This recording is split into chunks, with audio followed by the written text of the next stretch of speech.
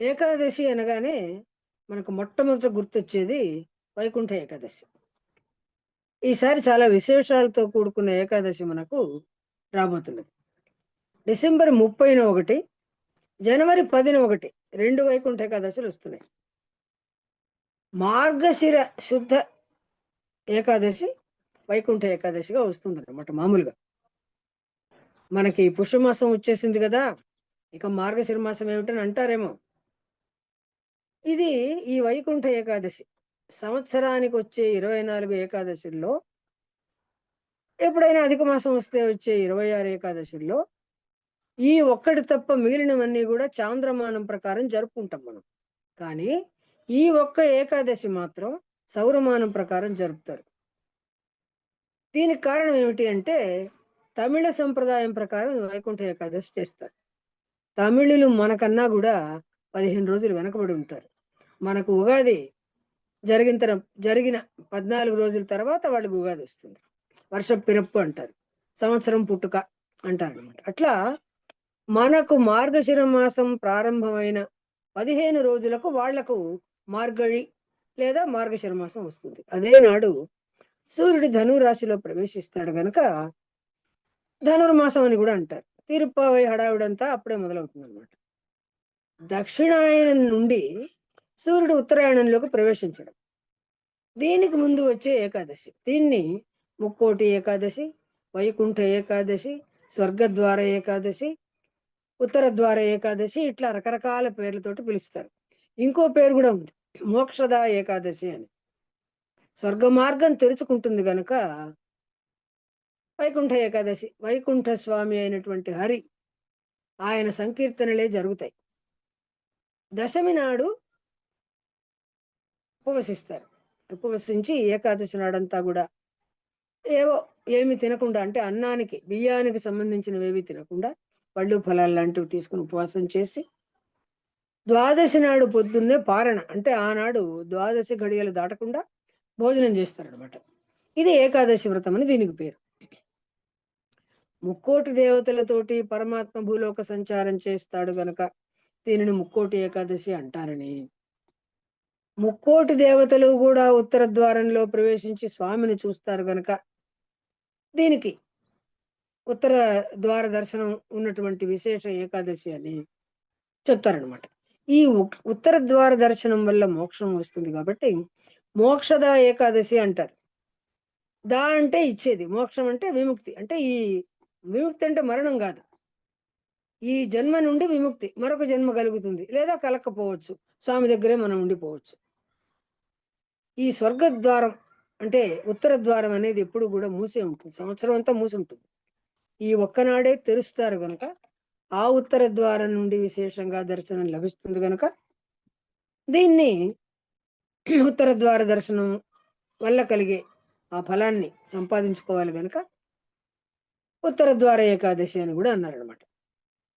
ప్రజలందరూ తరిస్తారు, ఎందుకంటే స్వామి గరుడ వాహనుడై భూలోకానికి వస్తాడట అన్నాడు. అందుకే వైకుంఠ ఏకాదశి అని కూడా అంటారు. ఏ దేవాలయంలోనైనా సరే ఉత్తర ద్వార దర్శనం అనేది విశేషమైన ఫలితం ఇస్తుంది. దానివల్ల జన్మ పునీతమవుతుంది. 10 రోజులు కూడా తిరుమలలో వైకుంఠ ఏకాదశి నుండి వరుసగా తర్వాత వచ్చే 9 రోజులు కూడా వైకుంఠ ద్వార దర్శనం, ఉత్తర ద్వార దర్శనం జరుగుతుంది. ఇంకా విశేషం ఏంటంటే ఆళ్వార్లలో నమ్మాళ్వారు ఈనాడే పరమపదించి స్వామి పాదాల చెంతకు వెళ్ళారు గనుక వైష్ణవులకు ఈ దినం చాలా పవిత్రమైనటువంటి దినం. అంతేకాకుండా క్షీరసాగర మథనం జరిగింది. హాలాహలము అమృతము ఈనాడే పుట్టాయి.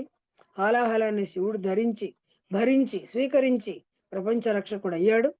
తర్వాత అమృతాన్ని శ్రీహరి స్వీకరించి దేవతలకు పంచాడు.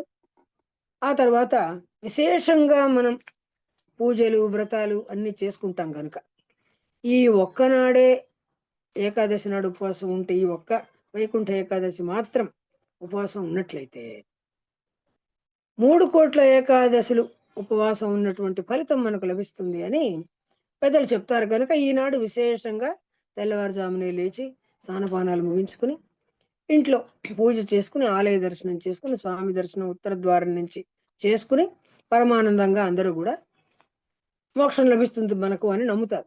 అసలు ఈ ఉత్తర ద్వారం ఏమిటి? ఎందుకు వచ్చింది ఉత్తర ద్వారం అనేది?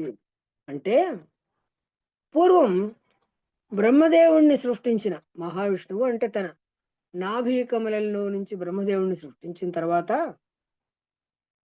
వేదాలు ఆయనకి ఇచ్చాడు. సృష్టి చేయి బాబు అని అప్పచెప్తే ఆయన కొంచెం పరాకుగా ఉండేసరికి అక్కడ మధువు, కైటభుడు అని ఇద్దరు రాక్షసులు పుట్టుకొచ్చారు.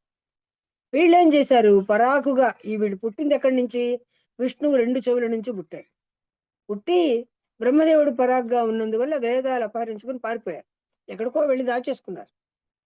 తర్వాత స్వామి వెళ్ళి వాటిని వాళ్ళకి తెచ్చివ్వడం, ఆ తర్వాత మళ్ళీ బ్రహ్మదేవుడు సృష్టి ప్రారంభించడం జరిగింది. ఈ రాక్షసులు ఏం చేశారు? ముందు ఇవ్వడానికి ఒప్పుకోలేదు ఈ వేదాలు. ఎందువల్ల ఒప్పుకోలేదు అనంటే, మేము అతనికి ఇచ్చేస్తే తన సృష్టి మొదలు పెడతాడు, మేమందరినీ చంపడానికి కోసం పుట్టాం కదా అన్నారు వాళ్ళు.